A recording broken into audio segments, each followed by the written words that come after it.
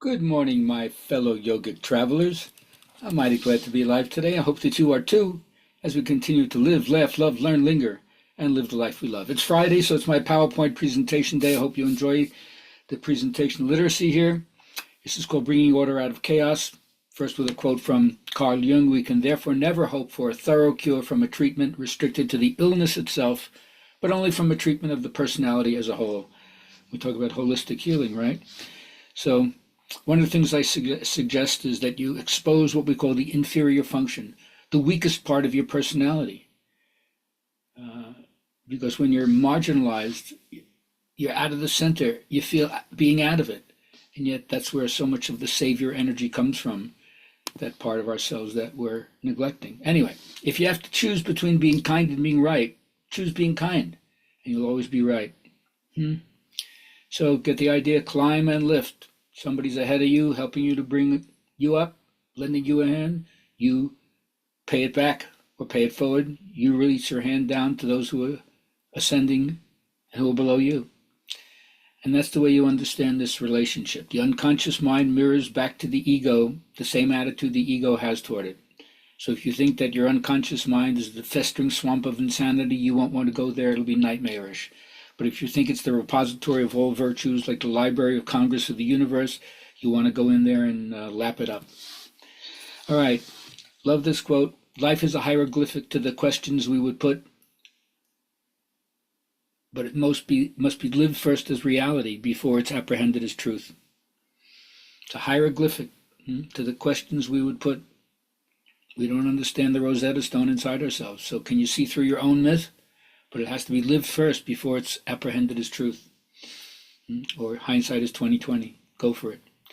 So we all have to face symbolic death. This will come back later when I talk a little bit about the hero's journey once again, the apotheosis, to experience the culmination, the highest point of development of the divine within ourselves, the elevation of ourself to understand the part of ourselves that it's spiritual, pure spirit.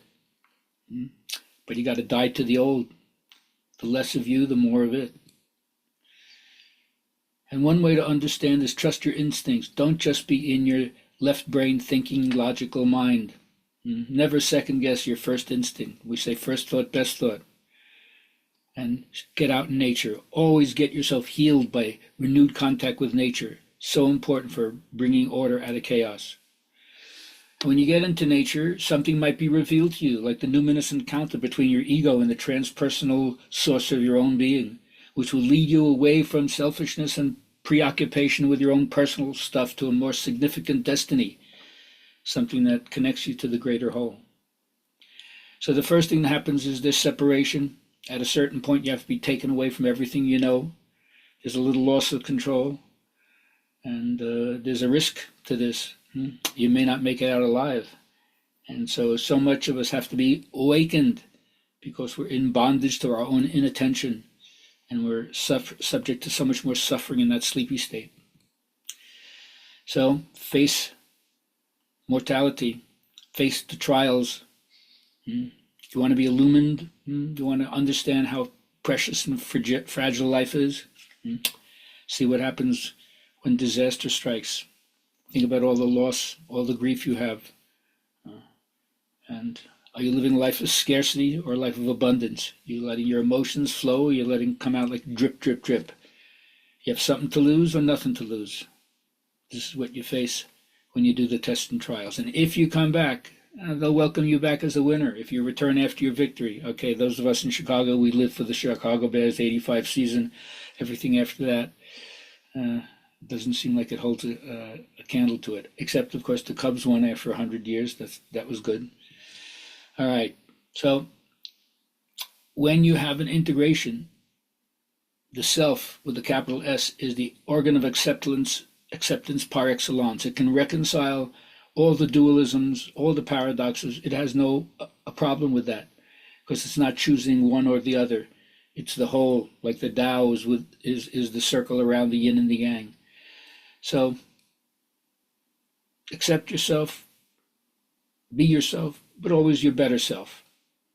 We have other things that are maybe not as worthy to share with other people, or if we could rein it in, we'd feel much better about ourselves. All right, so Our culture is obsessed with light and bright, obsessed with smoothing it all out, dismissing the wounds as if we think they shouldn't be there. But there's a kind of enlightenment that comes from going into the dark. It's an endarkenment. Yes, and you can find a lot of stuff in places where you hadn't looked before. Consciousness itself precedes the wound. That's what I think the whole fall in the garden is itself. As soon as you become conscious, it pulls you away from the instinctive nature.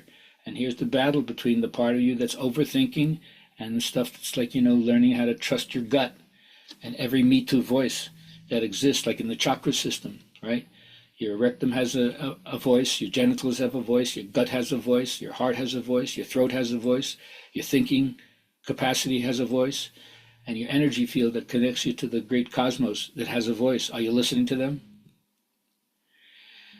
But no matter how much you listen, you can't get away from the fact that life is tragic. Human limitation is tragic. You got to live it out. It won't go away. You can't make it go away. It's part of the material plane. It's also part of that which changes.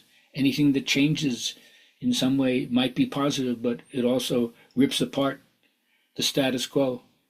And having to deal with change isn't easy all the time. But in the end, people opt for power. They want a status symbol, as if they can dominate other people and hide any cowardice they have. The domination makes them seem like they're brave. They have prestige from status symbols. And they can't be humiliated by other people if people project upon them, ooh, look where they are, look what they've achieved. And of course, having possessions helps them overcome any fear of being destitute, not having enough. Look at how this is a search engine that drives our whole country. And then, are you comfortable in the presence of an authority figure? Most of us are not. We don't know how to work. Don't know how to be around people who have a lot of power, so we're uncomfortable. Yes, even you go to the guru, you have people saying, don't trust him, he's an authority figure. But to really be an authority means to be the author of something, right? And the entic part, authentic, is the being part of it. Be yourself. Then you won't be uncomfortable with other people, including authority figures. And finally, accept the fact you have a critic. It's your awareness of your own limitations. Even Shakespeare supposedly had an unreasonable inner critic. Oh my God, my stuff is crap. Isn't that funny? All right. As we end that, just remember, how does the elder transmit the sweetness of life? Well, it's in the imagination of the ancestors. And when did you not know that the spirits were talking to you?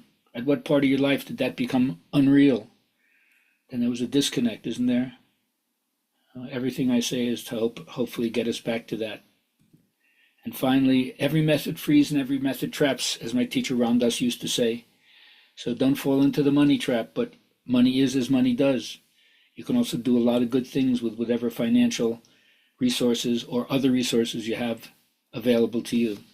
So don't be stingy, be generous, and see what beauty that brings into your life. Thanks so much for listening. Look forward to seeing you next week. Have a great day.